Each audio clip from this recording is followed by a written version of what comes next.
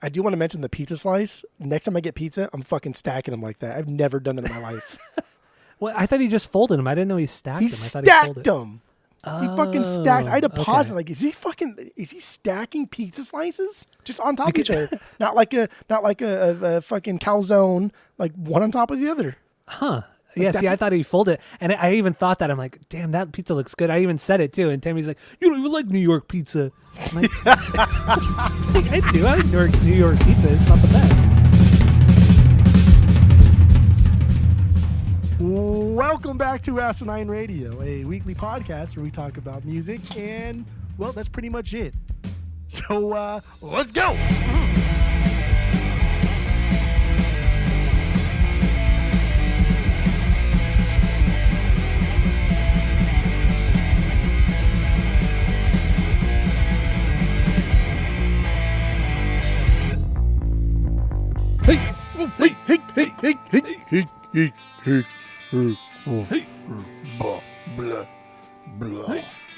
This is Asinine Radio. This is the weekly music podcast where every week we get into a different album, different band, different artist, and we break down one of the records.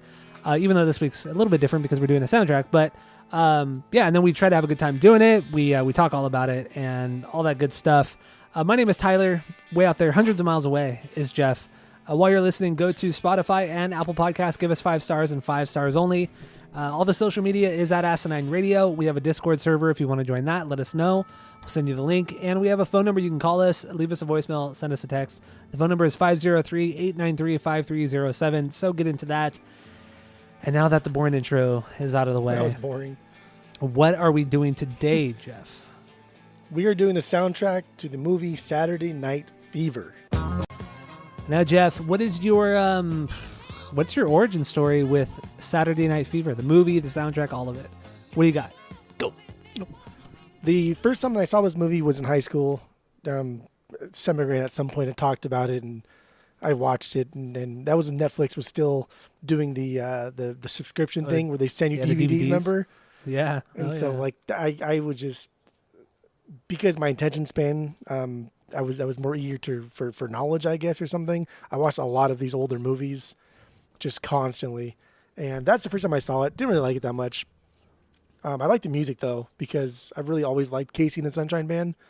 Yeah. But I didn't really like the movie that much. Didn't really understand it. I thought it was kind of goofy. And then fast forward to essentially like when I moved to Arizona and we went to the Tuesday night movies at the local theater where it's like $5 and they play old movies, and we saw Saturday Night Fever there, and I was like, holy fuck, this is problematic things aside, like holy shit, this is a fucking timepiece. This is absolutely amazing. This is what I think is a great representation of what life was like for these people during this time at the essentially the height of the disco craze right before the downfall. And I think this is it's great, but I do like disco. I've never like been one to really hate on disco. I like disco. I love Casey and the Sunshine Band. I have their albums on the vinyls. I listen to them. I listened to them this week, and I've always liked disco. It's fine. I don't hate it. I think it's fun. There's a time and place for it. So when we get into like the album of the week, I have a lot of bangers, but I will say, if it's like raining outside and I'm feeling like Postal Service, I'm not going to jump from Postal Service to Saturday Night Fever to Casey and the Sunshine Band. Disco's definitely, I gotta be in the mood for it. And even then, I can only really take it for so long. Yeah. But I do enjoy it though. All right. My origin story, I saw it in high school. I took a film class in high school and we watched it, and I remembered nothing from it. I remember not enjoying it. And I've never been into disco. I never got it. I still don't get it. But yeah, I never watched it. I haven't watched it since then. And I threw it on a couple days ago, and I was watching it with Tammy, and she was like, "What is this? This is like why are we watching this?" And I said, I didn't tell her we were doing it on the podcast, and I said, I just haven't seen it in a long time. And then it finished, and she's like, "I don't get it. Why is this movie so popular?" And in some ways, I agree. I don't think it's that great of a movie. The soundtrack, I don't care for disco really. I understand its significance, in the music industry and all that kind of stuff, but I just don't like this genre of music. I really don't. Baby, here we go. Here we go. I really don't, man. I really thought the got you. movie was It's going to be fine. something completely different. I thought it was going to be something completely different, not John Travolta whining the entire time. Okay. But yeah, that's my origin story. Kind of my initial thoughts on the movie and the soundtrack. And also, real quick before we dive deep into this, this is different because the soundtrack doesn't tell a story. The soundtrack are just songs that were in the movie multiple times. So they don't progress the story whatsoever. Like we've done other soundtracks like Rocky Horror, Nightmare Before Christmas a couple weeks ago, and those are proper musicals. Those are ones that progress the story. This one does not do that at all. Right. It's just a handful of disco songs and scores. So let's just jump right into this. I mean, we're not gonna go track by track. We're just gonna kind of give our biggest bangers. If we have any stinkers, we're gonna go through those. So, do you have any stinkers? I have no stinkers. No. Okay. I don't either. I don't think anything was bad on this. Everything was appropriate for the movie, but I have no stinkers. I also had I had some Village People on the vinyls too. Mm-hmm. And I think I still own a 45 of Macho Man because that's my favorite Village People song. That song is such a fucking banger. It is. But I don't. Oh yeah. Sorry. But I listened to the because I have this on the vinyl too. Saturday Night Live. I have a clean copy, OG Saturday pressing. Night Fever, but that's fine. I'm gonna say it a lot this week or this episode. 'Cause I've been saying a lot this week just in my mind to myself. So yeah, I have this on the vinyls. I like it. I love this soundtrack. I think it's fantastic. I do enjoy disco. This movie was in some ways difficult to watch because the appropriation of disco itself in how it's portrayed in the movie is like, come on, man, that's fucking dumb. But then it was a lot darker than. So like when I saw it in theaters, I think it was like 2 years ago, maybe a year and a half ago. It was a lot darker than I remember. I was like, wow, I don't remember this being this fucking dark, man. Like, good thing really I did not bring is. the kids. Because usually I bring the kids to all these old like 70s rated R movies because maybe they see like one boob or they say like a bad word one time and that's it. But this one was like, holy fuck, man, there's some serious shit in here and like Yeah. it glosses over it pretty nonchalantly in ways that are tough to kind of get by. And like the main character Tony's kind of a bad dude in a way that he's not really redeemable in any way.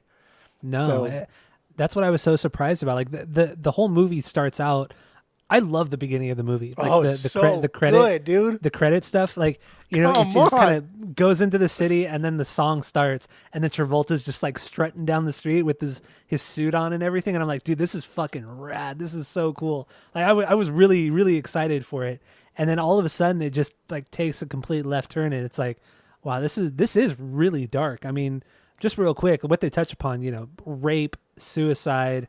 Well, like gang rape Those are the and two big also ones. Yeah, rape. yeah. Like the main character Tony is essentially going to rape the main woman in the movie. Yeah, it's And- crazy. And she forgives him like that scene's the next day. Yeah. And Well, I mean, honestly, she even The says, plot is so stupid. I don't normally like let a rapist into my house. And then she's like, but come in. Oh my God. I know, right? It's Oh my just God. bad writing, dude. It's bad writing. But like this is man, there's just so much. This is 1970s New York City. The New York in the 70s was an absolute shithole. Crime was at its like peak, Yeah. especially like the inner cities and Bronx and Brooklyn. These kind of like ghettos were just fucking decimated. People like claimed that all those fires that were happening in like the Bronx in the 70s were because these people or corporations that owned these high-rise rental places, because they were so dilapidated and it would cost more money to fix them up, they just burned them for the insurance money so that they could walk away and start new somewhere else, essentially Wild. leaving the boroughs to rot. And the 70s were a fucking rough time for New York City. Arguably like one of the roughest New York City's ever seen. So I get it's like we've talked about like, oh, like what's the time period or what's the time you want to go back and like experience, And I always thought like 1960s, 70s New York, Las Vegas, and Los Angeles. Like those three cities, like in the 60s and 70s, I would love to go in a time machine and see them just to see like how kind of dirty, gross, fucked up it was it actually was. Like It was definitely I mean, it'd fucked be up and scary as dirty. hell. Yeah, it'd be scary as hell. But it's just like to me, it's so fascinating just how these cities were so terrible back in that time, and I now a mean, lot of just them, have come back, but also gone back. just reading about how disco was formed, why it was formed, it's fucking disgusting. It is disgusting the way people were treated. And I think like to really get an appreciation for why this movie is better than you think it is, because it is better than you think it is. It really is. I think to get like an appreciation for that, we need to like understand where disco came from, like who started disco really, and like who is disco for? Like who is the target audience for disco, right? Yeah. And so kind of like the music coming up from the 60s, and that's very the hippie movement and the counterculture stuff, but that's a white people thing. The biggest names were all like the white people, the folk artists. And so we have this group of people that are doing like the psychedelic funk stuff. And then we get into like the early 70s where we're having like the start of the blaxploitation films. And so now we're getting these marginalized groups of essentially like black people and then gays, right? Yeah. Because the first like gay pride march, that was not until like 1970, coming out of the late 60s. Riots were happening in New York in the late 60s because like police were raiding gay bars. Why were they raiding gay bars? Because people in these gay bars, I guess, dress up, they cross-dress, and so police were allowed to go into these gay bars, put people against the wall, and physically check to see if they were a man or a woman. If you were cross-dressing, so fucking crazy, you get thrown in man. the slammer. This fucking happened. The Stonewall riots, these were things that happened. And this was like late 60s, almost like 1969. These were actual riots happening because police were raiding bars to like physically check how the fuck is that even like, how did this happen on Earth? I know, and it wasn't even that long ago. It's not that long ago. Yeah. So this is why disco is happening in the 70s. And disco is happening in the 70s because now we're seeing like Motown kind of like really get into their own and become something more than just, oh yeah, that's just Motown. That's its own separate sect. It's like, well, no, there's a lot of like really great songwriters that were also like white people that were writing for Motown, and a lot of black people from Motown were writing for white people that were in like the counterculture hippie movement. So there should have been integration between the two, but there wasn't, because we wanted to romanticize the 60s and early 70s as this great cultural movement, which it was. There's a lot of good stuff, but like there was a lot of bad stuff. Terrible shit, yeah. And so I think disco, I don't think, this is not like my opinion. This is a lot of opinion on the internets, that disco came about because these marginalized groups wanted some place to go to feel safe, to be with each other, to integrate themselves. And that's why disco was formed. So given that, I think it's great that disco exists because it exists for a certain type of people, and that's their fucking music. You don't like it? Don't go. Who gives a fuck, right? Mm-hmm. But then herein lies the problem with Saturday Night Fever. We got fucking John Travolta starring in it, and all of his friends are white. All of the main characters are white. And so now we have this thing that was created to make people feel inclusive that were normally not able to feel inclusive. Now they can't do it anyway because the biggest movie that's ever been for their genre of music is done by people that are not them. Yeah. And even in the movie, they go and get in a fight with the Puerto Rican gang, which based off of race, a racist brawl, a racist fight, Which I'm not opposed to that. I'm not opposed to the language in the movie. Like I'm not opposed to watching. I wasn't talking about the language. Right, I was talking about the actual little fight. Well, I'm not opposed to gang fights. I mean, this is the 1970s. I get it. It's just like, why am I watching fucking John Travolta fight a bunch of Puerto Ricans when like this is not his scene. Is that who you?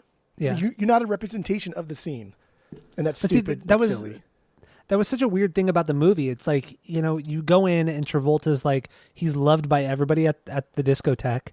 Everybody wants to dance with him. All the girls love him, and he really is like a fucking great dancer though.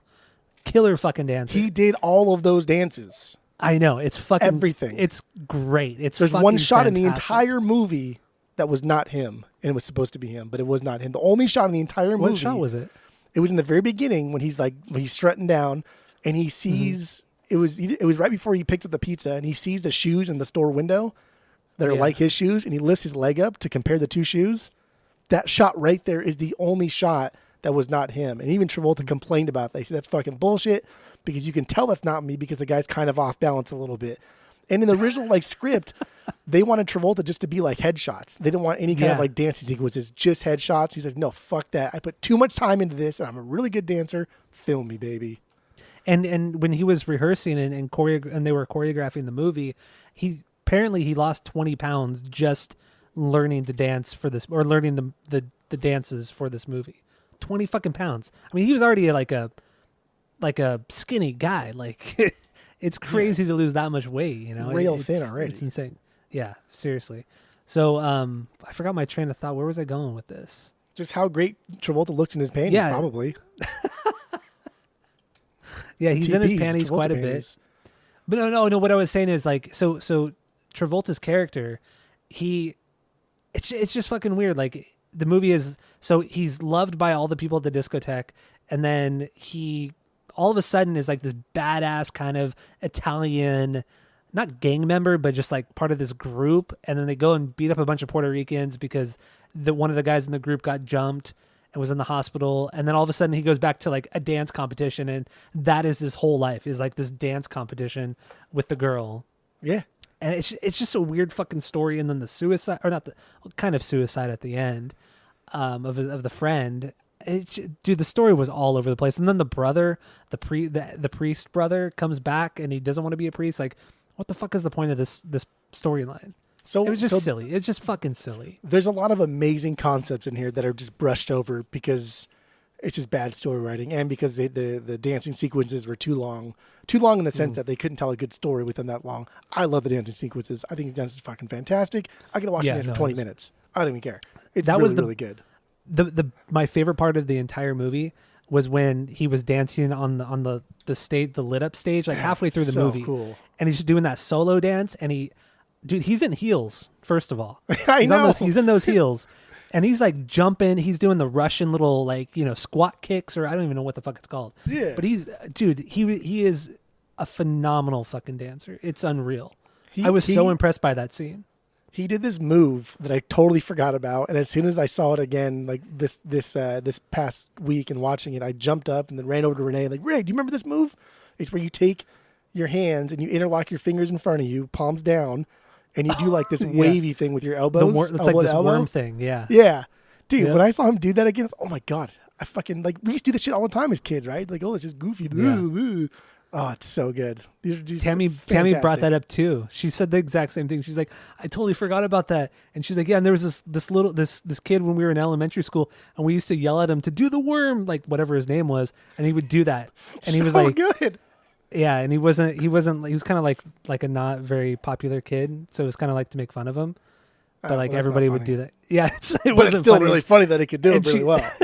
And she even told me, she's like, yeah, I feel really bad that we all used to tell him to do that, to like kind of make fun of him. So you should message him on Instagram or Facebook, find him and say, hey, I just recently rewatched Saturday Night Fever, and that move that we used to make fun of you for doing is fucking amazing. And she's like, yeah, he's probably like some like super rich famous doctor now or something like that. Yeah, because I guess he was like this really smart like Chinese kid, and yeah, he was like one of those, he was dorky back in the 90s. So it's pretty funny. So I think the movie does a good job at just, I mean, this is essentially like a Bronx Tale, just with a lot goofier music. This is a blending of people, a blending of races, and that's just the way it was in the 70s, like clear as day. There's a lot of, like you're right, he wasn't in a gang, but the Italian Americans stuck with the Italian Americans, the Puerto Ricans stuck with Puerto Ricans. So I think, so I read and stuff. That wasn't there, nor am I from there. But I think it does a good job at that. I think it does a good job at keeping the tone somber and sad. And I like that Travolta is this kid who thinks he's destined for something bigger, who wants to be destined for something bigger, but because of where he's from, because of who his parents are, because of his brother who was forced to do something that he didn't want to do and then quit. Like Travolta's always down on himself, and he knows he's worth more, but doesn't really have the confidence to do it until he's at the disco, until he's going and dancing to other people and exerting, like, I don't want to say his dominance, but exerting like who his true self is. And he could be a great dancer. Even his brother's like, you should be like a fucking professional dancer. He's like, nah, I don't want to do that. It's like, these are just the classic like coming of age films. So that's great. No, I do like the whole coming of age thing. He's a 20-year-old kid. he didn't graduate. I think he even says in the movie he didn't graduate high school. He just kind of not Never a even thought burnout. about college. Yeah, I never thought about college. And fuck, where was I going with this? God damn it. You're all over the place here. I am all over the place. I really am. Travolta's moves, the little hip thrust got you going. I know the panties and everything. But what I was saying is I really like the coming of age story, but it wasn't executed well enough. Like, God, it could have. This movie has so much potential, but it falls short so many times. And one thing I thought was just funny, like his obsession with dancing, like the very beginning of the movie. The intro to the movie, he sees the shirt in the window. He goes in. He's like, "Do you guys do layaway?" And it's like, dude, that is so layaway. When we were kids, like my mom would always do layaway and shit. Like at Mervin's and shit. And I thought that was funny. And then he goes into his job at the paint store, and then he asks his boss like, "Can I get an advance on my paycheck for tonight? Because I got to buy this shirt. I got to buy this $20 blue shirt." And it's like, this is his entire fucking personality. It's his entire life, and I liked how that started. I thought that was super cool, but goddamn, it drops so quick. It just falls off so quick after that. So I have two things that I want to get into that. But one, Mervin's. That's funny because Mervin's, right? And which Mervin's, was essentially replaced by Kohl's. Mervin's was actually the first place that I ever applied for a credit card, and they denied me when I turned 18. Yeah. And then idiots. like 2 years later, they fucking closed down. Gone. Yeah, they fucking denied me. That fucking assholes. The other one was, dude, the $20 shirt, right? So his salary, he got at first he got like $1 raise, but so essentially he's making what $6-7 an hour. A $20 shirt in 1970, that's a lot of money for a fucking shirt. It is. Oh, totally. Like that's a good chunk of change for a shirt. And then like his boss is actually really nice. Even though they kind of bicker just in the New York bickering way, his boss was really nice. Yeah, I don't want to lose you. Like, you're a good employee. And he was a good employee. He never fucking was late, showed up for work on time all the time. That was cool. You get like a $4 raise. So Tammy and I thought that, we're like, holy shit, a $4 raise? That's huge. Like nowadays, like I get an 80-cent raise every year. It's just like, we're only making $4. But then I was thinking, oh, it's probably $4 a week. It's not $4 an hour. It's $4 a week. That's what it is. Interesting. Because that wouldn't make sense. A $4 an hour raise? No fucking way. That's there's no fucking way this paint store can even supply that. Also, backtrack a little bit. When in the very beginning when he's running to get the paint from the other place so they can upcharge that lady? Yeah. That lady's John Travolta's actual mom in real life. Yeah, I know. I saw that in the credits. But she was was working at the pizza place, right? Because he got the pizza slice. No. Oh, also the pizza slice too. That's not. I thought that was his mom. No, the mom that he brings. Not the mom. He only has one mom, but the woman that he brings the paint cans to. Oh, okay, that's his mom. Okay. I do want to mention. I thought it was the pizza lady. I do want to mention the pizza slice. Next time I get pizza, I'm fucking stacking them like that. I've never done that in my life. Well, I thought he just folded them. I didn't know he stacked them. He stacked them. He fucking stacked. I had to pause it. Like, is he stacking pizza slices just on top of each other? Not like a fucking calzone, like one on top of the other. Huh. Like, yeah, see, I thought he folded it. And I even thought that. I'm like, damn, that pizza looks good. I even said it, too. And Tammy's like, you don't even like New York pizza. I'm like, I do. I like New York pizza. It's not the best. But, that pizza looked fucking good. Oh, dude, stacking pizzas. So good. And then also, I guess just to keep going on the movie here, we haven't talked about the songs yet, but keep going on the movie here. This is an era of, and we've seen it with Star Wars, right? Because Star Wars came out the same year as this one did. And remember, like, when the whole, like, opening crawl, everyone, like, freaked out over Lucas, and you can't fucking do that. That's not the way we do movies. Mm-hmm. This is not the way we do movies either. We can't have, like, ambiguous endings like this. We need, like, a happy ending or a sad ending, not like a meh ending. Not like a Sopranos ending. We need an ending. And Saturday Night Fever fucking did it, dude. It had an ambiguous ending there, dude. Well, I don't know about That's that. Great. I don't love the ending to this one where they're just kind of like, yeah, let's just be friends. Like, you're not lovers, yeah, not just that friends. Was so lame. But that's pretty lame though. That's pretty lame there, dude. That's cool. cool. It's cool though that they fucking like did that. That they said, "No, I don't give a shit. Who gives a fuck? This is what happens in real life. This is people become just friends. They lose interest in each other. We don't need a happy ending. We don't need a sad ending. Just end it." I respect that. I respect that. Yeah, I guess. So as far as like the ending, I like it. I think it's fun. I think it's fine. Yeah. It's whatever. I also wanted to talk about like the aesthetics. I guess we already touched upon it, but the aesthetics of the movie, I think is fantastic. I just love seeing like New York. I mean, I've never been to New York, but I love seeing like the stoops, like the houses or the apartments. Really, like I love seeing like the staircase on the stoop going up into the house, and then they go into her house, or like when that place that she moves into. I forgot her name. What's her name right now? Stephanie or something? Yeah. What's her fucking name? Is it? Yeah, like they go into her house. And I'm like, damn, dude, that apartment looks so rad. Like it just looked really, really cool and very 70s like decor. And then I was thinking like all these videos I see about New York nowadays, it's like $4,000 a month for a closet. Like you live in a fucking closet.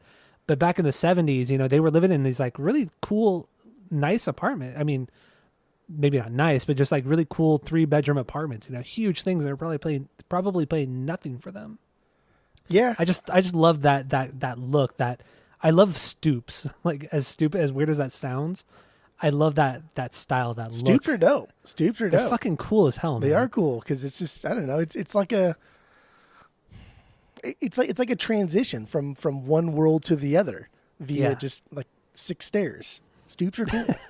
They're fucking rad, man. So I really like that whole aesthetic.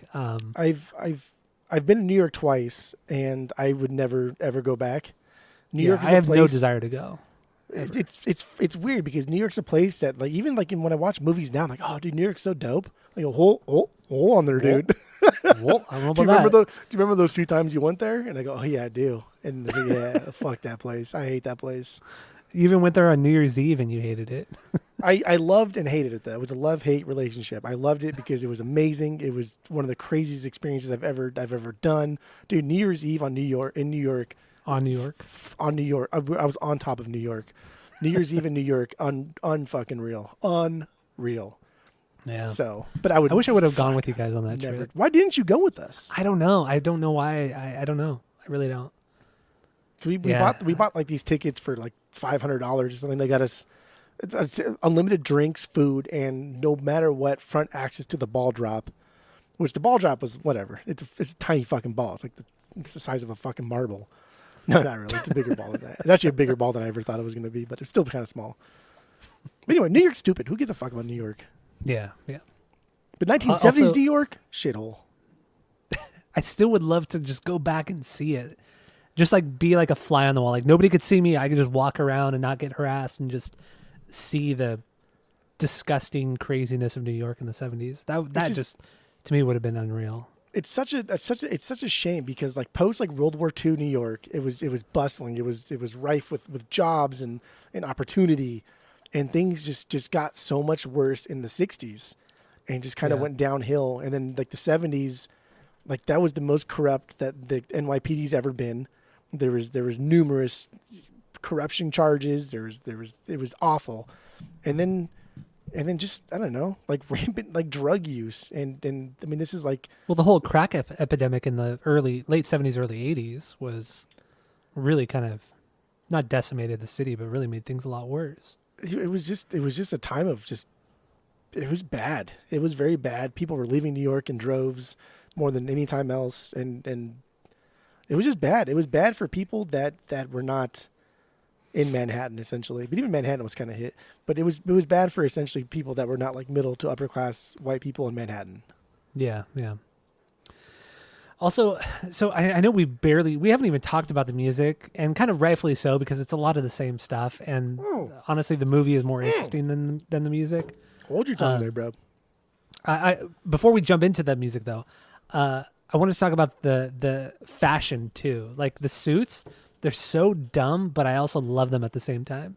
The big ass collars, just the way the suits fit, like it was fucking cool, man. It's so bad, but it was so cool at the same time. I love it. It's interesting that Travolta's iconic suit is white because white's like a purity, a clean sheet. But he's a dick because there's black under it, which is a two-tone color, which I don't think there's a lot of thought involved in that. But maybe there was, dude. So, but then you notice his friend or his I guess I wouldn't call him his friend because they treat him like shit. But the guy that commits suicide, yeah, he wears blue all the time, which blue, and he's like the most. I don't say the most religious. He just talks about religion the most. Yeah. And that's another concept in the movie that is really cool. Is the concept of like religion.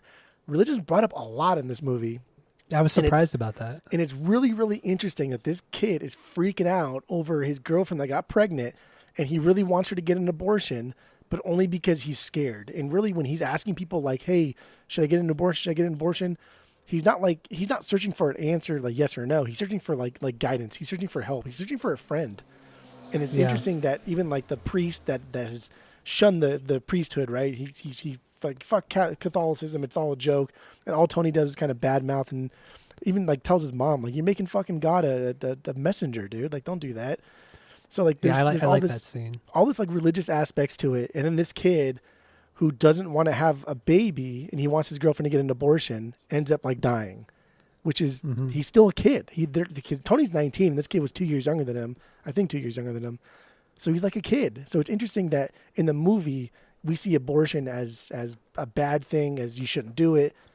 But then like suicide is kind of like an okay thing because the suicide's brushed over pretty fast. Like we get over it really quick. Huh? And that's crazy. True. That's fucking crazy. Not that with actual opinions aside, it's just I think it's super interesting that abortion was such a hot topic throughout the whole fucking movie. This kid asked constantly about it, and then all of a sudden he commits suicide, and it's like, whatever. Like what the fuck? It's completely. It's like almost glossed over because when he falls, I mean he falls. He doesn't really commit suicide. He slips and falls, but I think in the end he was going to commit suicide. But anyway. The friends kind of gloss over it, especially Travolta. Travolta's like, he's pretty much like, "Fuck you guys." He doesn't say it, but he's like, "Fuck you guys. You guys are fucked up. I'm done. I'm leaving." And he just walks away and leaves. And then he walks to the girl's house and then, that scene. But it's just like, it's like, the cops are like, "Yeah, we're going to have to search for him in the morning." They're like, "Okay." Like, nobody really reacts to it. It's like, what the fuck, dude? Nobody cares. One of your best friends just dies. Just falls from a bridge because you guys are all fucking around so goddamn much. Oh, and then when we were watching, not that scene, but the scene before on the bridge when they were trying to scare Annette.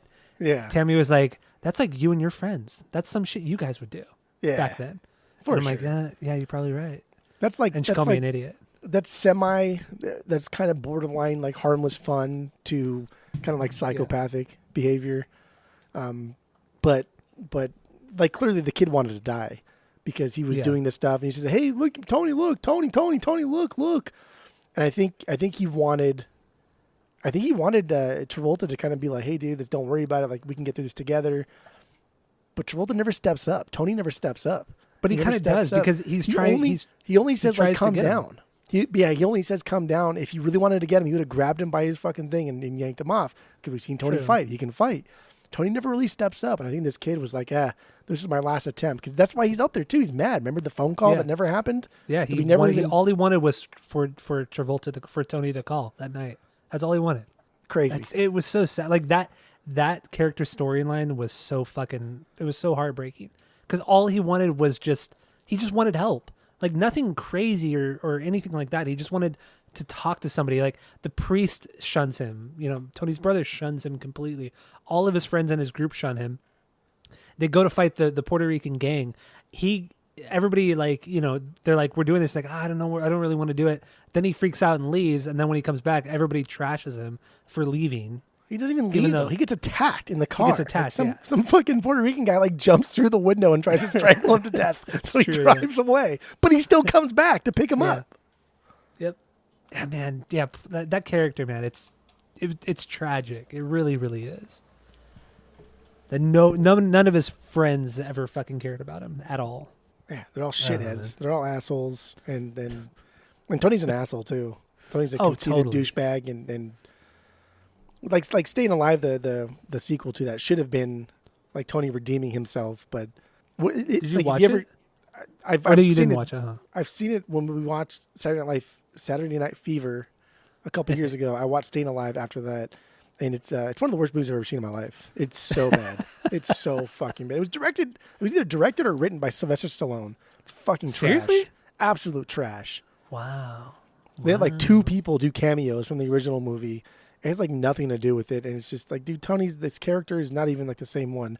It's like Staying Alive is like watching a John Travolta movie, whereas like Saturday Night Fever is like watching Tony. Where Staying Alive is just like, I'm just watching John Travolta at this point. On kind of a side note, have you seen the Travolta movie that he did with Fred Durst? That's a newer one, wasn't it? Like 3-4 years ago? Have you seen it? Uh-uh. So Ryan and I watched it last year. Surprisingly, it's not bad. It's really not bad. And it got panned. Like, people talked a lot of shit on it, but really it's not that bad of like, it's not really a thriller, but it's different. It's unique. And Travolta was really good in it. He was actually really, really good in it. So I don't know why people talk so much shit on it. It's not the greatest movie by any means, but it was good. It was decent to good. Huh. I recommend people watching it just because, yeah. I should watch it. I like Travolta too. Every movie I've seen him in, I mean, he's made a lot of movies, but every movie I've seen him in, I've liked. I still have never seen Battlefield Earth. What is that? Battlefield Earth? Scientology? Yeah, I've never seen that one. But yeah, honestly, every Travolta movie I've seen, I mean, Saturday Night Fever is fine, but yeah, everything else I've enjoyed. You know, Grease is a good musical. Pulp Fiction, I love Grease. Great. Actually, it's funny you mentioned all 3 of those because all Travolta does in those movies is fucking dance, right? Dance, yeah. Dude, he's a dancer. Let's jump into the music. We talked about the movie. Yeah, here we go, for baby. so long now for the last half hour. So Staying Alive, we played that one obviously at the beginning. So just a quick little backstory. The Bee Gees, they were in the middle of recording an album at the Chateau de Oroville. I guess that's how you pronounce it. I don't know how you pronounce it. Say it in French. It's in France. What? Say it in French. I that was in French. No, that was in English. Say it in French. No, it was in French, but I just didn't have an accent, an over the top French accent. Say it in French. Chateau de. I don't know. That was more Spanish. We've already that was kind of Spanish. We've already established that it's okay to always make fun of the French, I guess. Okay. Right. Well, you say it then, because I can't do a French accent. I'm not that's disrespectful and disgusting. I would never do that. Oh, that's wrong. Well, anyway, they were recording. The Bee Gees were recording an album there, and they got a phone call from the producers of the movie or whatever, director, whatever, saying we need some music. Do you have any? They wrote all the music that's in this movie that they did. They wrote it all in a week, within a weekend, and at this place in France, and then they actually recorded it at a studio in Miami. And yeah, I just thought that was an interesting little tidbit. So, arguably, some of the most famous songs of all time were written kind of nonchalantly over the weekend. I know. It's so fucking weird. But Staying Alive is iconic. Do you have any stinkers? You don't have any stinkers here. You have a lot of songs that are they're okay for this scene, this movie. I have no stinkers, but I also have no bangers. Hold on there, dude. I don't think that's wrong. I don't think Staying Alive is a good song, but God, I'm so sick of it. You know, this is just one of those songs that you've heard 1,000 times indirectly. Like, you never go out and say, "Oh, I want to listen to some Bee Gees. I want to listen to Staying Alive." You never do. What do you mean? I do. Of course I do. You don't. I do. Absolutely, I fucking do. You get out of here. The fuck out of here. Where does this sit banger wise for you? This is my 1B. This is the best song. This is it. This is the greatest disco song that's ever been. This is amazing. Yeah, that's true. This is God tier. YMCA. Why are you yelling at me? No, Staying Alive. Staying Alive is the greatest disco song that has ever been. It is like objectively perfect for a disco. There's so many parts of this that is great, that are great.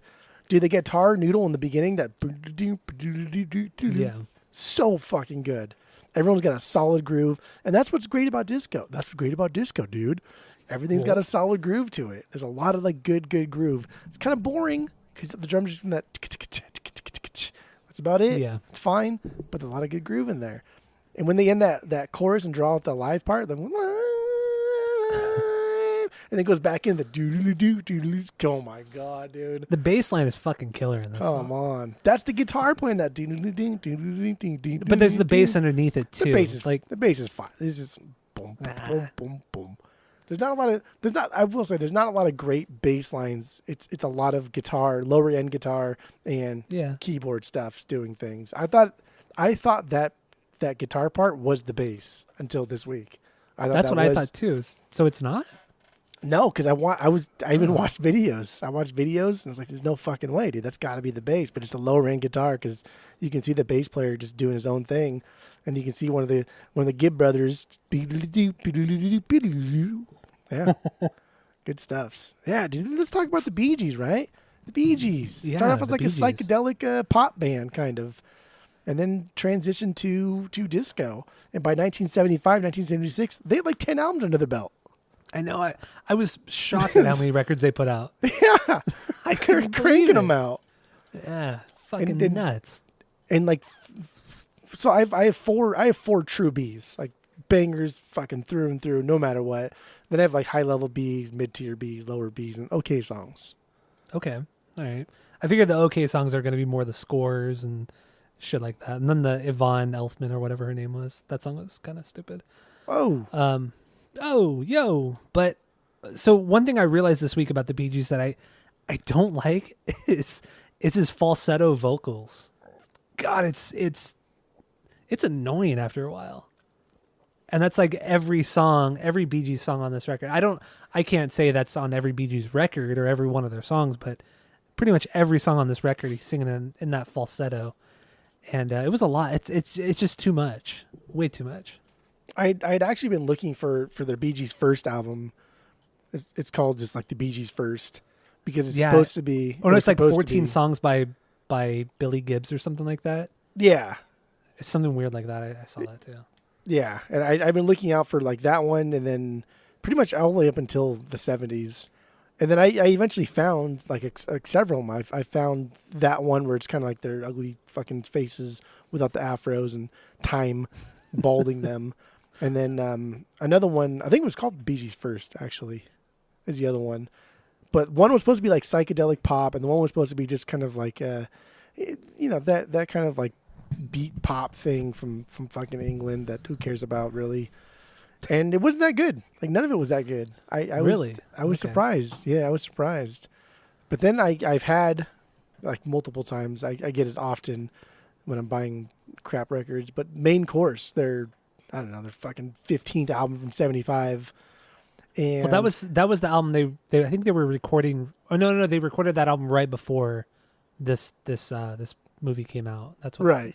Yeah, because one of the songs on that record is on the soundtrack. Dude, and that song was a banger, dude. Well, I don't know about that. God damn. So I don't know. The Bee Gees are fine. God, three brothers that are just not fun to look at, just ugly. But I mean, they are really good singers, though. I mean, their singing is amazing, but it does get annoying, and the songs aren't. They're fine. The songs are fine. They're fine. They're fine.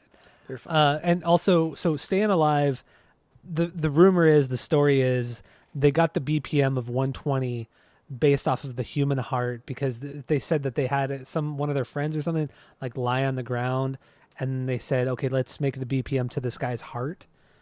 And I don't believe that. No, but then, not at all. It's dumb. Yeah. But then also, sometimes when you take CPR classes, they say, you do chest compressions at the beat of sing Staying Alive while you're doing compressions. And that's the proper speed to do that. And obviously, I mean, if anybody's seen The Office, which most people have, the American Office, that's a whole scene in one of the episodes. And it's fucking hilarious and it's awesome. And it's kind of true though. Like I saw a bunch of videos of people talking about that, like legit videos, not just from The Office. But that's really a thing. That's the thing too. Is I thought that was just a joke from The Office, and I was like, that kind of makes sense because it's the same tempo. I like that they retconned that PG song in The Office, but like no, that's been around for a while. I mean, I've only taken CPR classes twice. One was in the academy, and one was through the YMCA. Which was interesting that we did not mention the Bee Gees song when I did for the YMCA, right? I feel like that would have been the time, but I've never heard this. When, But when I go back and restart it every 2 years, it's brought up every single time. because of Every The single Office, or just in No, general? just in general. They say just do it when you do and then they have us practice on little dummies, like and just sing "Staying Alive" in your mind, or you can sing it out loud, and then we all do it. It's great. It's so It's great. good. It's just so good that they can go so high. That Well, remember in The Office when Andy, Andy starts singing dude, the next part? Oh my god, it's so good. And then Kelly's just dancing for no fucking reason.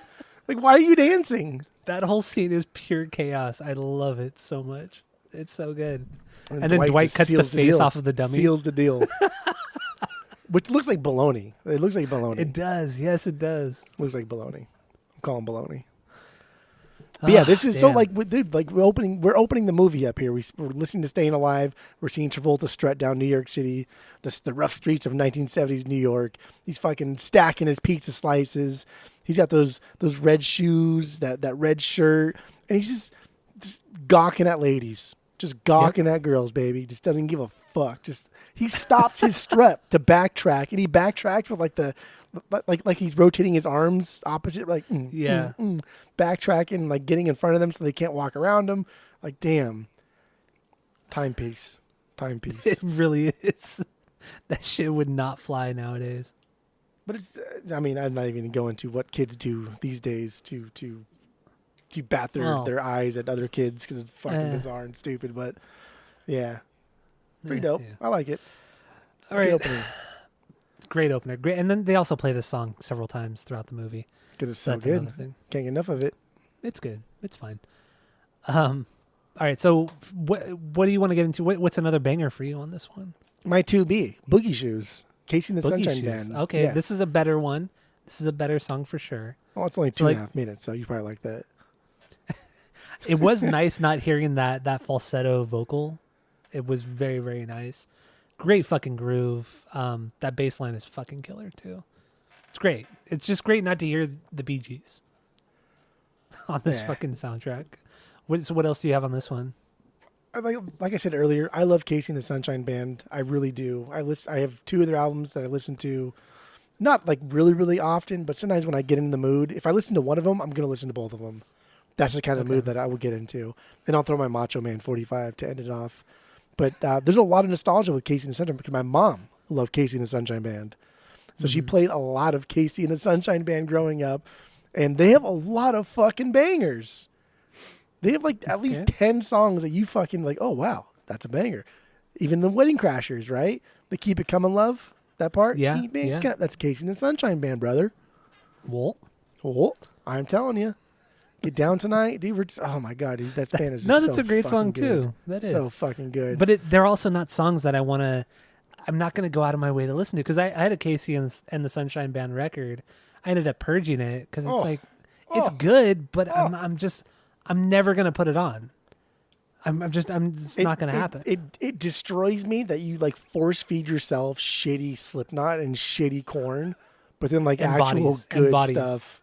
Don't forget Bonnie. You just like, oh, I'm good at purging. I'm never gonna listen to it, but like you will fucking spoon feed yourself shit stuff and pretend to like it. That's annoying. But yeah, man, this is actually like a good song. I love the guitar noodling. I like that the bass note matches the guitar riff, but only the last couple of notes because the guitar is like it's allowed to breathe. It's allowed to breathe, kind of like be up in the front, do what it wants to do, but really drive that last 3 notes on that boom, boom, boom. That thing. And the solo is super cool. I love the solo here because it's simple. Yeah. There's background talking, right? They're going, doing that thing. And it just continues to solo even after the song starts back up. And then he goes like, wow, let's go. And they start back up. And that's the best part of his like guitar noodling is during the part when the song gets back in. Now, would you agree with me on this? I mean, obviously the Bee Gees' contribution to this record is iconic. I mean, everybody knows this movie because of the Bee Gees songs. But had it been done, say this entire soundtrack was done by Casey and the Sunshine Band, could it have been better? I think so. Yeah, because I think Casey and the Sunshine Band were a band. They're like a legit band. Yeah. Whereas the Bee Gees were more like a pop act. Yeah, pop stars more than anything. And they're focusing on vocal melodies and kind of putting like instrumentation in the back. So I do. But like, fuck, man, if you ever watch like old videos of Casey and the Sunshine Band, there's like 40 people on stage. It's fucking yeah, nuts. I've seen that. Yeah, There's like a ton of people on stage. The only one that people know is just like Casey, the main guy. His name's like Jimmy Casey or something. so The band basic. name comes from. I know. Fun stuff, right? Yeah, but that's my 2B. That That's honestly, your like that should have been my 1B, but because Staying Alive is just such a fucking unreal banger. It's really iconic. That is, goddamn, just so iconic. And disco was only around for X amount of years. Like 4 years or something like that. And Before it Staying completely Alive collapsed on itself. really represents like disco, right? Like you say, oh, what's Oh, like the yeah. best classic rock song of all time or jazz song? Like, I don't fucking know, dude. It could be a billion songs, billions and billions. You say, what's the best disco song? You could throw down Staying Alive, and that would be would be a good contender. I think that or YMCA are arguably the biggest disco songs of all time. Yeah. I mean, they really are. Maybe even I think YMCA might be bigger because that song really appeals to kids as well. It's tough because like more I don't know. Yeah, I don't know. So we haven't even touched upon the lyrics. I think the lyrics for all these songs are pretty dumb. They're very basic, straightforward, nothing too deep. I mean, Staying Alive, that song is about staying alive in the mean streets of New York at the time, but it doesn't really go deep into societal issues and the city and this and that. It's very superficial. Also, these guys are from like Sweden. So what the fuck? Oh, right? They're from Sweden? Or am I thinking of ABBA? Where are the Bee Gees from? I forgot now. I thought they're from. No, they're. I don't know where they're from. Are they American? I think they're English. Because I know. I think it's ABBA. ABBA is Swedish, and I'm looking at. I really need to know this. I think they're English. That's fun. Yeah. Why does it not say where they're from? They're for sure English. I think they're from like some weird part of England that I've never like heard of. Oh yeah, yeah. So they were born on the Isle of Man to English parents. Hey, They lived in Manchester, England, or Chorlton, Manchester, England, until the 1950s. So yeah, so they're English. You're right, they're English.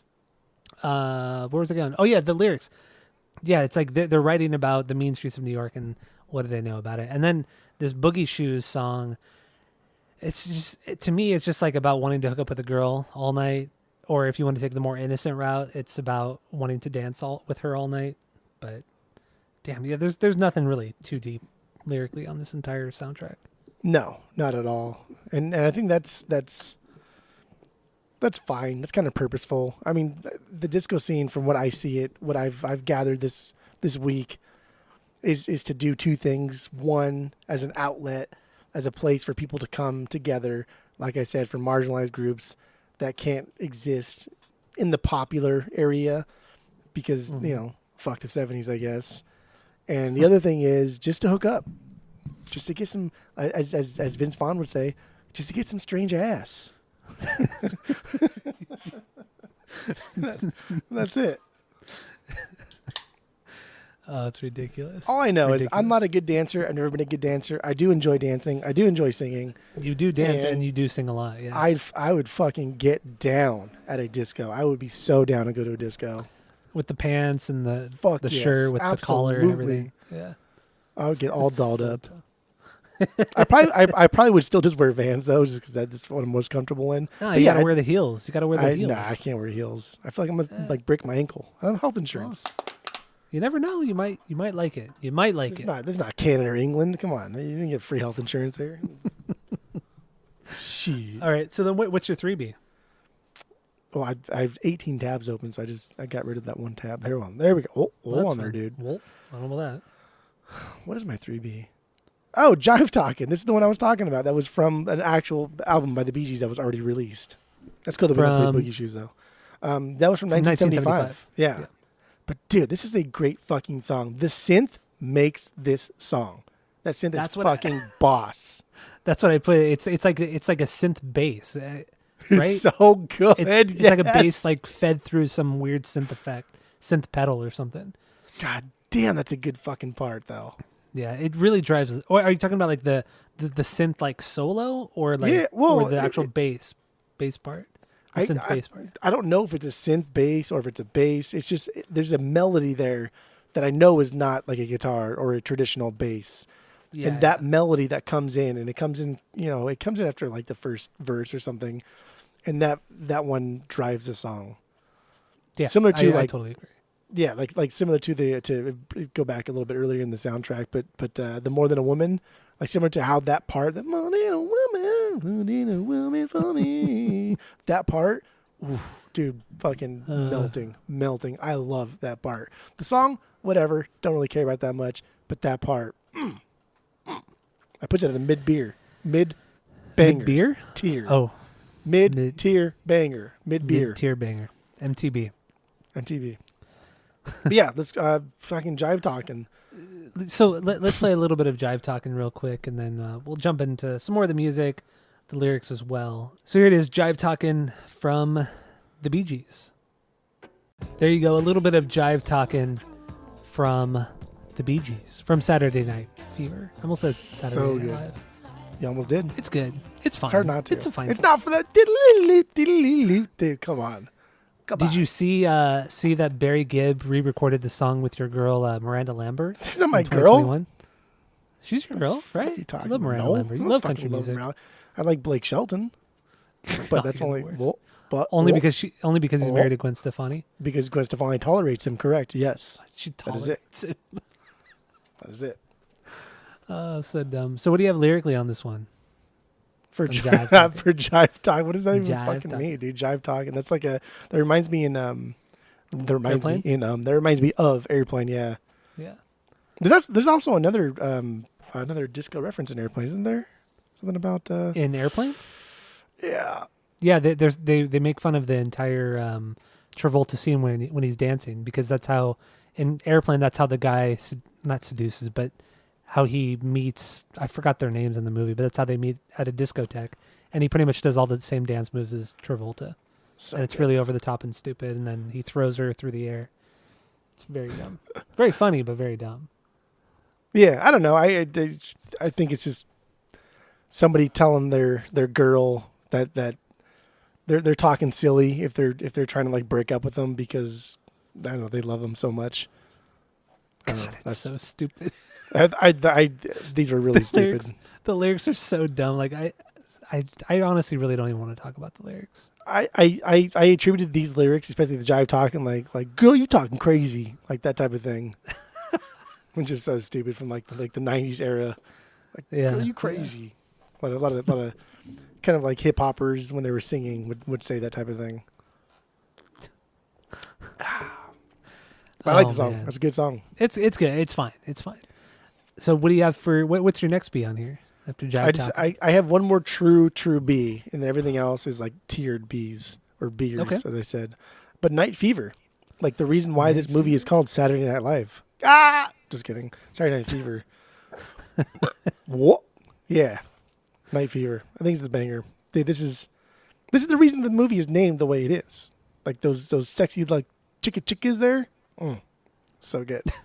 I get it. I mean, I So really good. like that fun, like the funk wah guitar thing that they do. Is that kind of what you're talking about? Yeah. Yeah, no, I like that part too. And then there's like those really cool kind of swells that come into in the pre-chorus that go into the actual chorus itself. That's pretty fucking cool too. You can hear a lot of like psychedelic funk, like a lot of like Chambers Brothers, especially in like Boogie Shoes. You take his vocals out of Boogie Shoes, put some distortion on that guitar. That's a fucking psychedelic song, dude. That's a psychedelic funk song, and it'll drive. And there's a lot of the influence in disco that you hear in like 60s and 70s music. It's just popified. Mm-hmm. It's fine, but it's still like it. It's still good. I mean, it's a good song. It really Time and a is not- place. Time and a place. It's a good song. It's a good Bee Gees song, but Okay. still a lot of falsetto, man. I don't know what their fascination with falsetto was. And actually, from what I read a little bit, they had never really experimented with this much of that style prior to this soundtrack, prior to the making of the record that they were doing in France. They had done like little falsetto moments in some of their songs, but they had never. This soundtrack was the first time that I think it was Barry the first time that he ever did an entire song in that style, and obviously it made them millions of dollars and blew them up because of Staying Alive and everything else on this record. Did you see that they were going to use a Bo Skaggs song instead? Yeah. And then the record label was like, nah, fuck that shit. We have our own thing here that's going to make us a bunch of money. Your thing's dumb. And then also Travolta said that all the songs that he was rehearsing and dancing to in the movie were to either Boss Skaggs or Stevie Wonder. Everything was that. And then they had to find, because they couldn't get the rights to those songs, they had to find songs that were similar in pacing and beats and everything like that to where it would make sense in the dance. And they did that's just so bizarre. They did a comparison too of how much money like Skaggs Camp would have made had they used his song, and it was like in the millions of dollars more than that flop that they did. I don't even know what the fucking movie was. Yeah, what did they do? It was they used it for a different movie, and nobody thought this movie was going to succeed because it's dumb. Well, yeah, I mean, let's talk about that real quick. So I think the budget for this movie was like $3.5 million or some shit like that. And they made, I'm just going back real quick. They made like $300 million. $237 million was the box office. 3.5 was the budget. Yeah, just on the movie, not the soundtrack, God. Just the movie. That's insane. That's so fucking insane. And the fact also that the movie and the soundtrack have they're considered so significant that they've both been, put into the Library of Congress as being culturally significant, historically, cultural, whatever, As they should. Yes, but it's not that great. It is that great on a conceptual level. This is better than you're giving it credit for. On if you like diving into it and dissecting it, then it's dumb, it's goofy, it's it's dated. But like on a conceptual level, like I've mentioned numerous things that have put this into like the upper echelon of films. And like George Lucas was doing something with the sci-fi thing, but so did Close Encounters, came out the same fucking year. Yeah, it's true. Like sci-fi wasn't like this new fucking thing. Well, no, sci-fi was wildly popular in the 50s and 60s. It was exactly. But Lucas took it to the next level. He did take it to the next level. This is a musical that's not even like a musical. But it's not a musical, though. That's the thing. It just has a popular soundtrack. It's not a musical by any means. Yeah, it really isn't because a musical tells a story. The songs are intertwined with the story. The songs here are not at all. The only reason why you would consider this maybe possibly a musical is because of the instrumentals.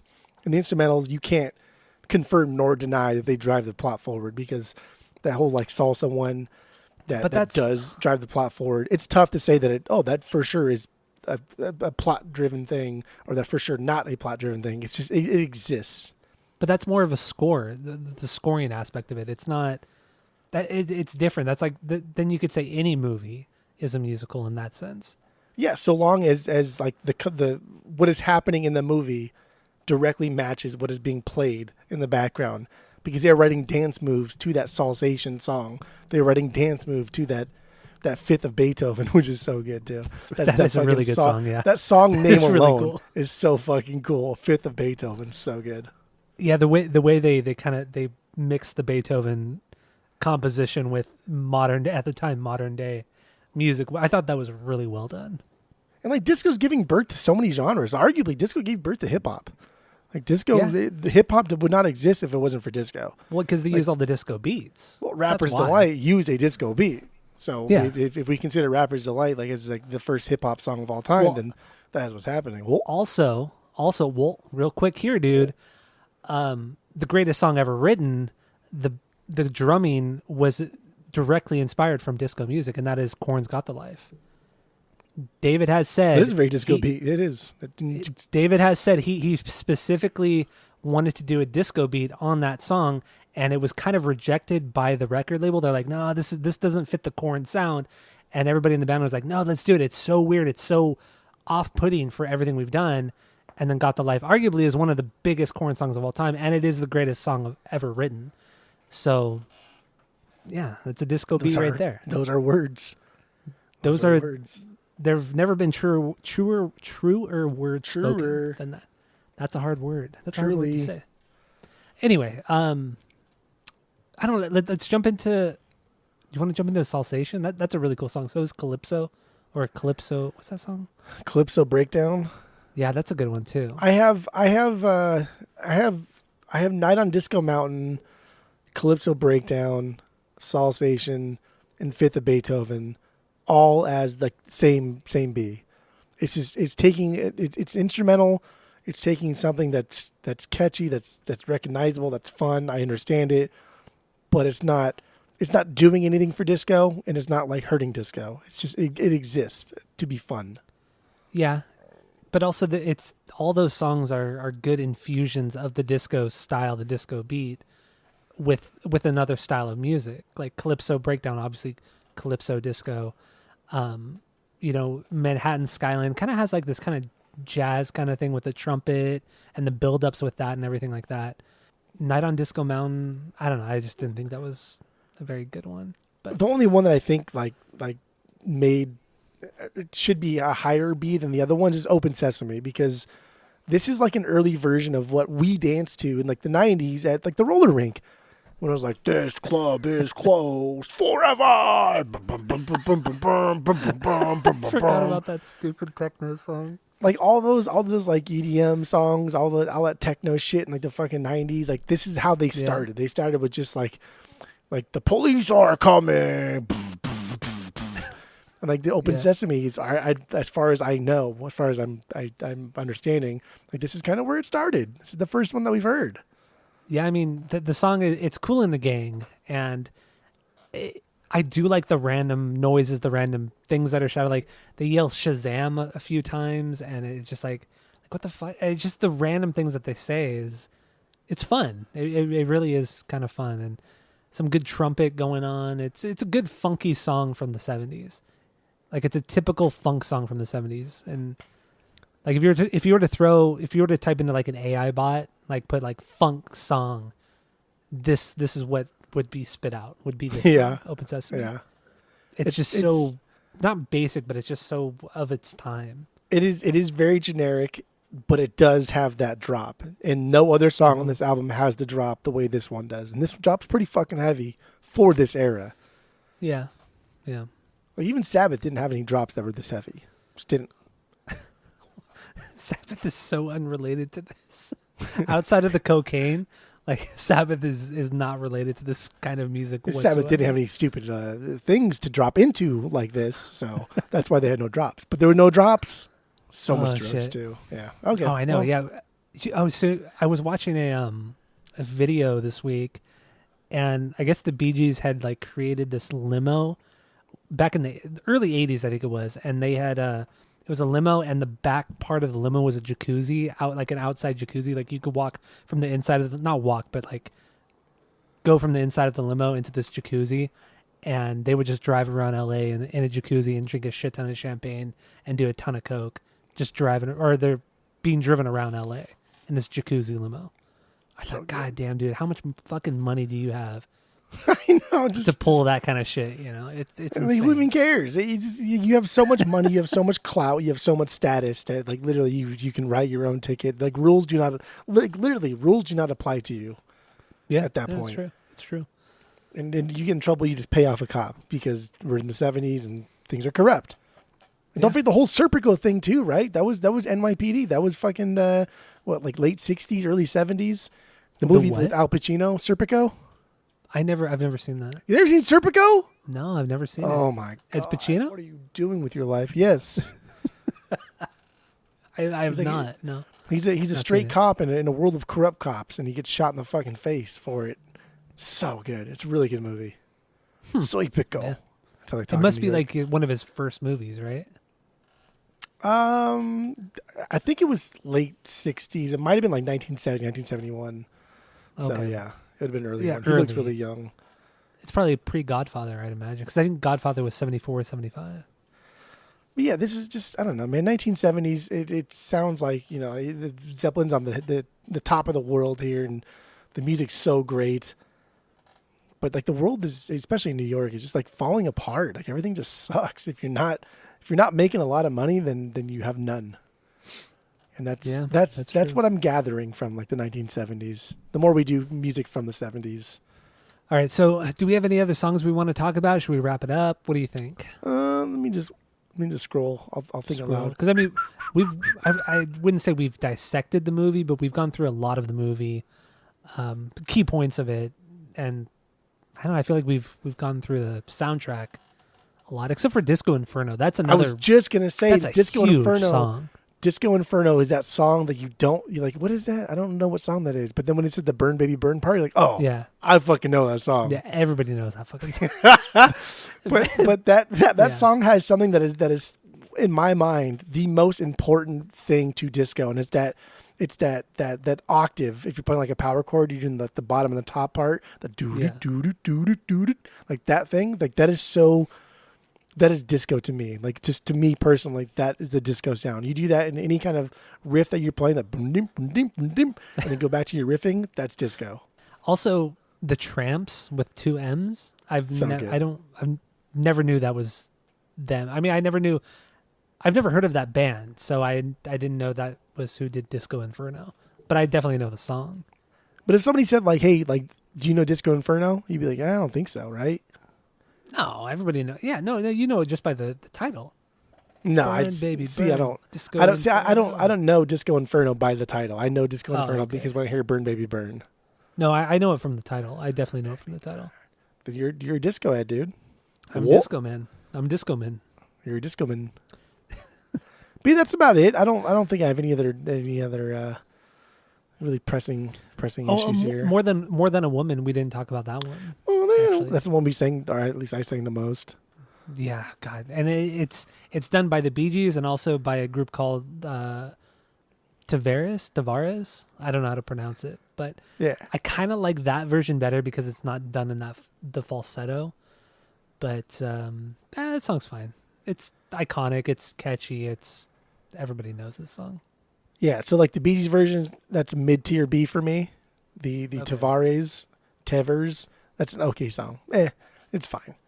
Because you don't think it's better than the Bee Gees? No, not at all. That's silly boy talk. I think they're very similar to each other, but it's the high parts. It's the annoying high parts. Come on. Silly boy talk. It's too much. It's way too much. This is disco. That's the point of disco. Know, Be over the top. Annoying. Come on. Disco is annoying, God. man. It's like literally like your favorite genre of fucking music is like nu metal because you love your fucking corns. It's so over the top. Like nu metal is so over the top. Everything about nu metal is so over the top. I like two but nu then when metal it comes, bands. when it comes to like disco, too over the top. I don't like that. Like, dude, motherfucker, like your favorite fucking band is too over the top. Jesus Christ. I like two nu metal bands. Jesus fucking Christ. God damn, this fucking Truly, guy. it's supposed to be over the top. That's the point of it. Okay, but it doesn't make it good. Just because it's over the top doesn't make it good. But that shouldn't be a complaint that, it's too over the top. Like, yeah. It's too over the top and not good. That's like making pizza. This tastes too much like pizza. Like, bitch, that's what it fucking is. Not a good comparison. Anyway. It's not a good? Well, I said it's not a good comparison. But that's first he said it's not a good, then he says not a good comparison. It's not a good. I was going to say something else, but then I stopped myself. Say it. You got something to fucking say it. Well, no. I'm good. What? All right, so let's give our final thoughts on the soundtrack movie, and then rate it according to our world famous 3-point rating system, where 3 is a perfect album, 2 is a good album you're going to continue to listen to, 1 is a bad album, give it a shot, and 0 is the worst thing you've ever heard. I think we should do both. I think we should do the soundtrack and the movie. Rate each of those.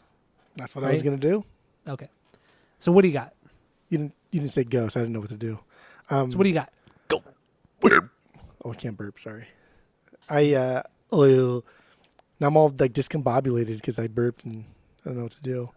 I think the movie has it's set in time. This is a period piece that is not like Star Wars, where you can watch it now and be like, oh wow, this is still a really fucking solid story that hasn't really been told this way, even still today when we're watching sci-fi movies today. Avatar, I'm looking at you. And so when you see like Saturday Night Fever, almost said live, when you see Saturday Night Fever, you're like, wow, I've heard about this disco thing. I do want to take Nick to this, and I probably will next time it's in theaters, which will probably be this year at some point. I do want him to see this and just hear his thoughts and his opinions on it, because he's like 14 or 15 now, so he's old enough. Kids are getting shot in fucking schools all the time. Like, what's Saturday Night Fever gonna hurt, right? Jesus. Yeah. So it is stuck in time. It is stuck in a period where disco. Oh my god, dude, we didn't even talk. Did you read about the fucking? Oh, dude, I do have more notes.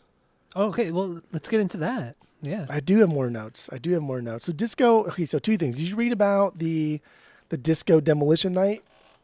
No, I did not. And then did you read about, I had another one. I had another talking point too that I just forgot right now. But let's go to disco demolition night.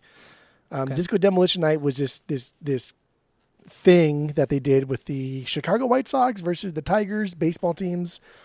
And one of the DJs was like, "Oh yeah, let's draw more people into our shitty fucking teams, and let's have people bring a disco album, and we'll put it in a big pile in the middle of the outfield, and we'll blow it up.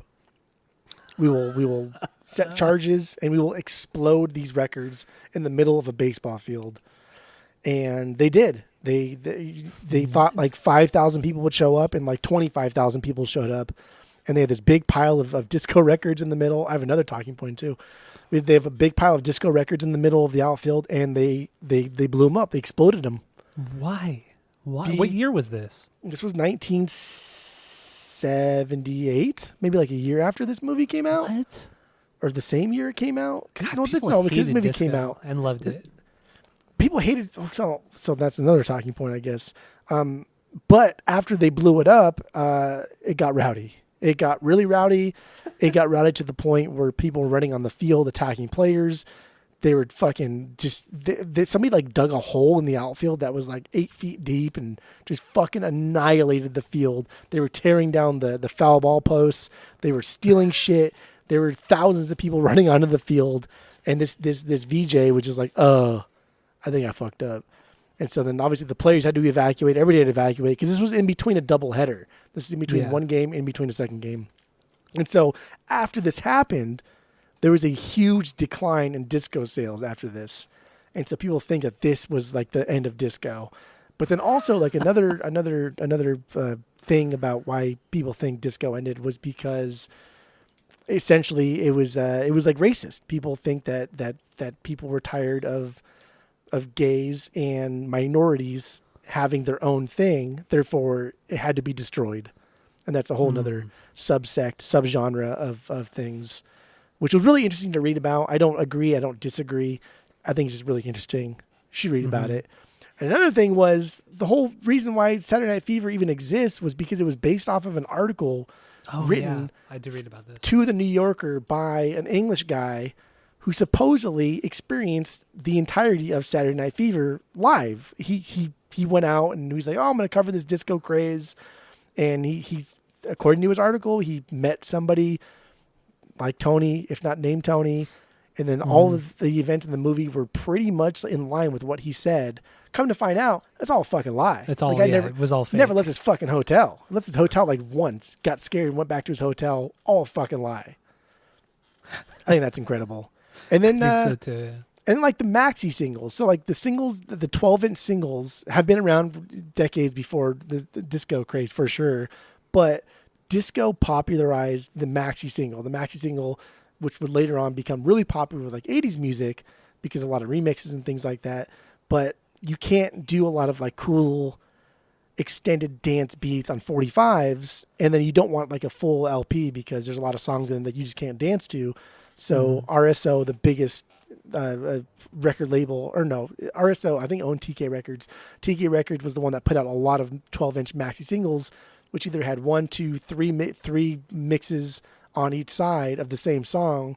So you could transition between, you could buy 2 of those singles and have, you know, a 10-minute song that's just all dancing. And I think that's cool. Yeah. Because, again, that's kind of like, we are seeing DJs now, right? This is precursor to hip-hop. That's what hip-hoppers do, except now they're just doing like the break beats and stuff and rapping over it. But disco did it first. No, you're right. So, whew. So there it is. So back to you mean it? You mean instead of using like a 7-inch 45, right? They were doing like the big 12-inch. Yeah. Okay, I see what you mean. Okay. Percentage is that what it's 45 called? Is that what it's holds. called? A maxi single? I see them all. We have a lot of them at the record store. They just don't sell. Yeah, they don't But- sell. There's always but- anytime I go into a record, or not anytime, but sometimes when I go into a store, there's like one guy going through all of the singles, and Yeah. he'll have like a pile of just fucking singles.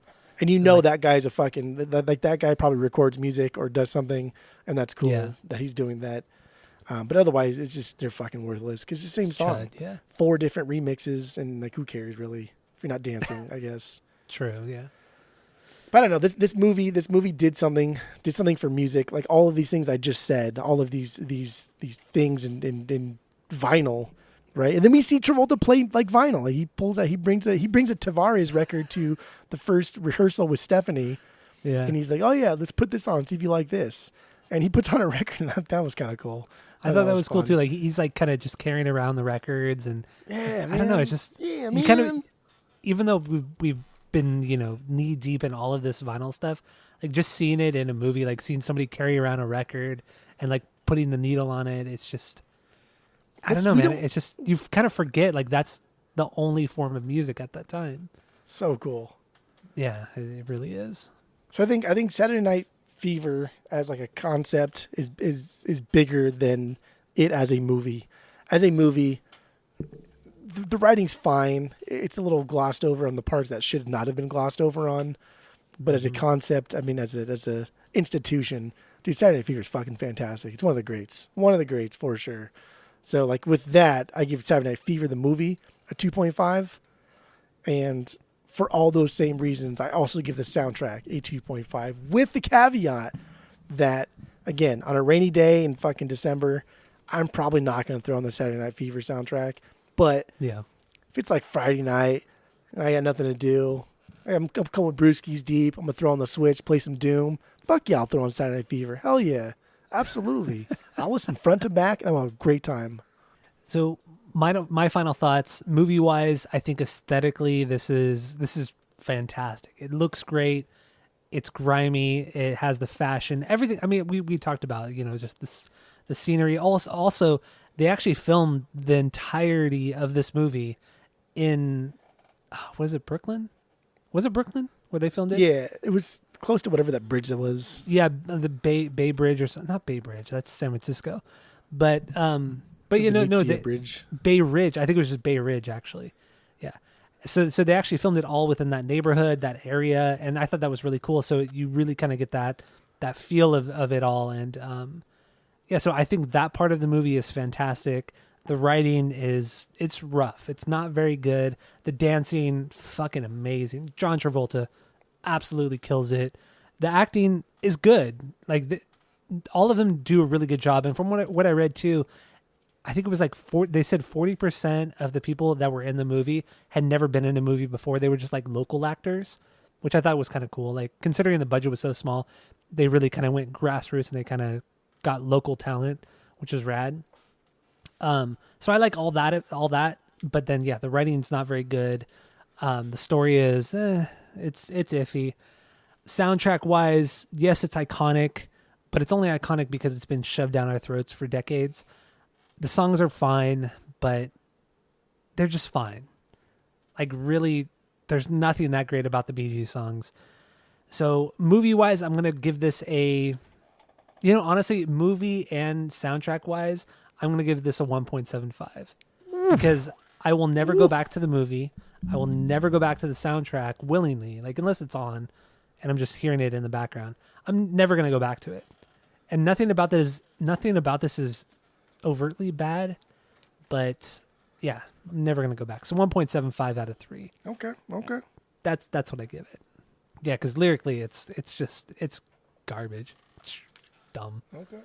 But so you give this, would you give this a 2.5? 2.5 all around, baby. 2.5. I give it a 1.75 out of 3. So do we have anything else on this? That's it. That's all. All right. Well, thank you all for listening. Go to Spotify, Apple Podcasts. Give us 5 stars. 5 stars only. Tell your friends. And you know what else to do, so go do it. And that's it. That's all. Don't you forget it.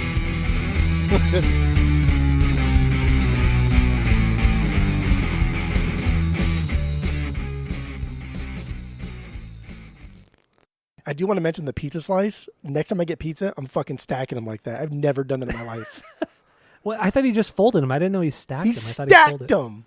He fucking stacked. I had to pause okay. it. Like, is he stacking pizza slices just on top of each other? Not like a fucking calzone, like one on top of the other. Huh.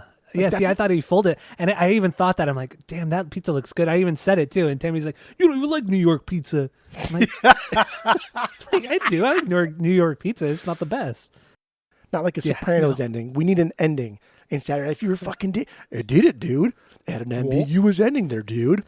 Well, I don't know about That's that, dude. great. I don't love the ending to this one where they're just kind of like, yeah, let's just be friends. Like, you're not lovers, Yeah, not as that friends. was so lame, so lame. But that's pretty lame, though. That's pretty lame there, dude. I loved and hated it, though. It was a love-hate relationship. I loved it because it was amazing. It was one of the craziest experiences I've ever done.